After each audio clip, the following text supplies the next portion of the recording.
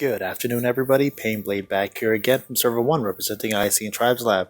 So, guys, today I want to do a tier list update for you guys, but unfortunately, we're not done yet. We're just updating Reddit, and it will be done tomorrow. So, most likely, we'll have a tier list video up tomorrow with the newest units: Hidan, Kakuzu, and Asuma, and where they belong in terms of NWT, where they belong in terms of PvP and PvE. But for now, guys, what I want to do is something that a lot of people have been asking about, and I personally myself have been starting to focus on more, and that is the Gama statue. So I'm going to actually go ahead into teams, and we're going to actually look into the Gama prayer section of the game. And I'm going to tell you guys where you should be focusing on depending on what your team is going to be built like, right? So there are 4 statues if you unlock level 74. So the last one is right here. It just got recently updated with the newest update when the level went up. It was originally unlocked, and a lot of people thought, you know what, it was going to be a speed related one, but it isn't. What these are actually built to do is they're built to give you balance between your teams, but a lot of people don't run balanced teams. Some people run just nukes, some people run tank teams, some people run AoE heavy teams. So what I want to do is I want to focus on each of these and explain to you what these Gama statues and how they should be upgraded, okay? So the first one is the Gama statue of Fierce Smite. Now this is the primary PvP, PvE damage statue.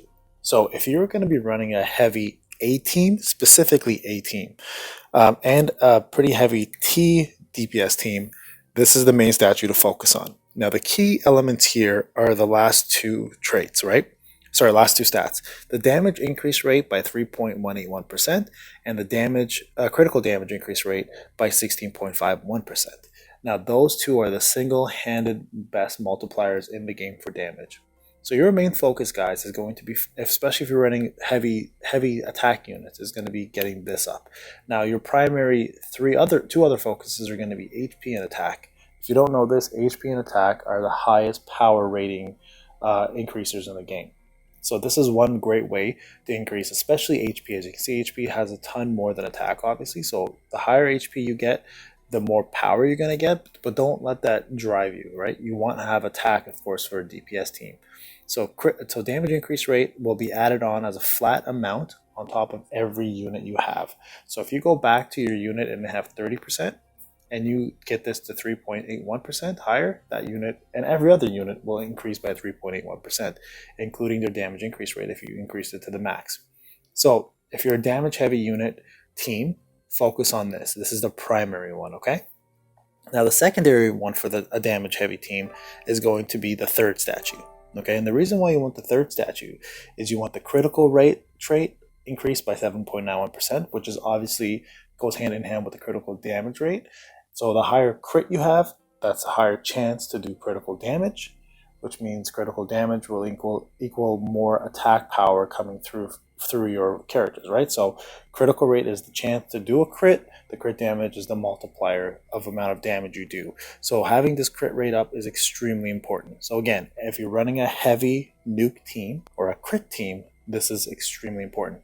Now, guard suppression rate is your ability to reduce the opponent's ability to guard.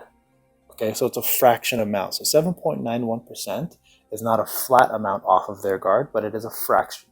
So it's still quite a bit. You can reduce up to 3 to 4% off of some high heavy guard rates, and lower ones will reduce about 2 to 3%. So that nifty shield that helps people avoid damage, you can bypass that by having this go higher. But primarily, again, you want to focus on the crit rate and the attack and the HP. Now, the next 2, the second one and the fourth one, are built more for tanks. Okay, so if you have a balanced team, you want to get all of these pretty equal. But if you want to run a tank team where your survivability is more important and you want to outlast your opponent, this one and the last one are the most important. Now this gives you guard damage reduction rate and a flat damage reduction rate. Now if you know what guard damage reduction rate is, we just alluded to guard rate. Guard rate is ability to bring up that shield to take away some of the damage the opponent does to you. This further decreases that amount of damage you take, right? So this, by raising your guard damage rate reduction rate, every time you guard, you'll block even more damage coming in, which means your character survives longer, obviously, right? And then of course the flat damage reduction rate. Now here, your primary focus is going to be on defense and HP and a little less of attack, right? As a tank team, your job is to survive 20 rounds with more HP.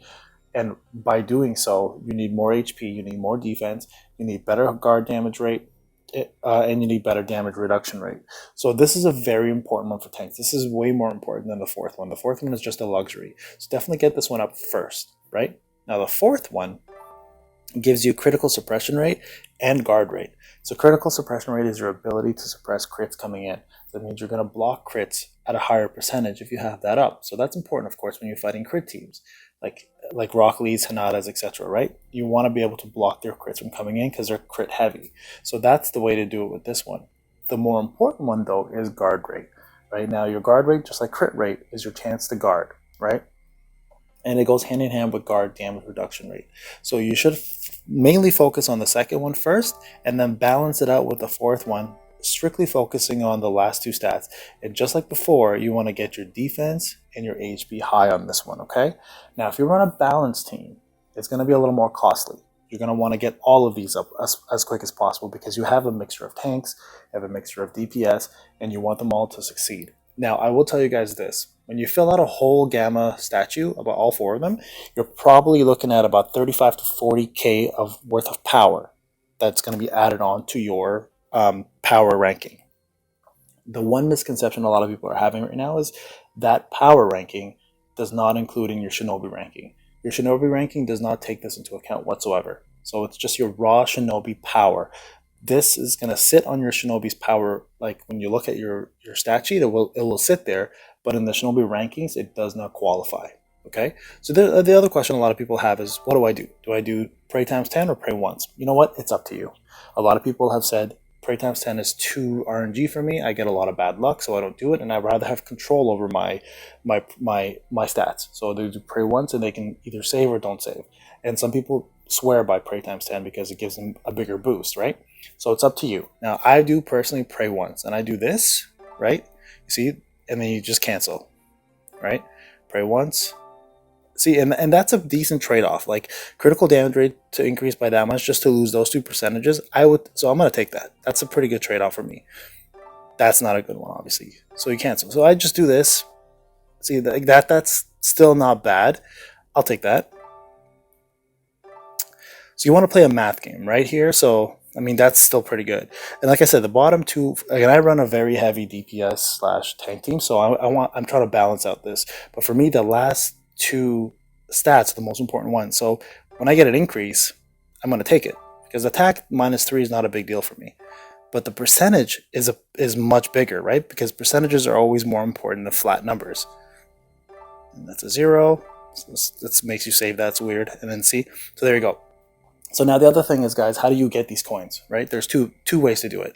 One is if you go into your coin shop and you go into your tournament coin exchange, I never buy anything to do with tribes here. All I focus on is buying these two here. So the 2 coins. So on a weekly basis, you get about, like if you're in S class especially, and I'm usually first, so I'll get about 15k. I spent all of it on Gama coins, and I have been recently because I had almost 0 statue for the last like 2 months, and I just recently started building them up. Like I went from 500k power to 511 just by getting that statue up there. So it makes a huge difference in power. The other way of doing it, of course, is summoning through the times 10, and this is going to be your bread and butter, guys. So anybody who's looking to get these up, this is where you get it. You go summon times 10, and these coins will pop up. There's 5 there, there's 5 there, so you got 10. Do another one.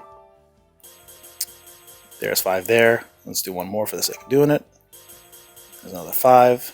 So that's what you'll end up doing. Then you take those back and you will spend it accordingly. Now for me, again, guys, I want to finish up the first one because I'm a very DPS heavy player. So I'm going to cancel that one. Yeah, we'll take that. It's a pretty good trade-off. 714, yeah, take that. That's a good trade-off. And then the last one. That's not a very good trade-off. See, the 7th, you know what? Actually, it's not bad. 17 HP is not bad. The 0.08 is actually pretty high, so we'll take that. There we go. Okay, so again, remember, the attack, defense, and HP, the number itself is nowhere near as good as the percentage. So the percentages matter more. So if it's like a loss of 1 or 2, even up to 4, sacrifice it for the percentage up, okay? Because the percentage up makes a much bigger difference in terms of stats. But the main goal, guys, is build a statue that dictates how you play the game. If you're a tank-heavy team, 2 and 4. If you're a DPS team, 1 and 3. If you're balanced, you want them all, right? And I suggest finishing the first one if you're balanced because it will give you the most damage output. Alright guys, I hope this video helped out. If you have any further questions, you know how to get a hold of me. We will be focusing on other games eventually. I still want to focus on Tribes more than anything. But if you guys, thank you for all your comments and suggestions on games. I'll try to work on something in the next little while and see if we can start up some new content with some new games. But for now on, NXP is still going to be the primary thing, and we're going to continue focusing on that. Have a great day, everybody.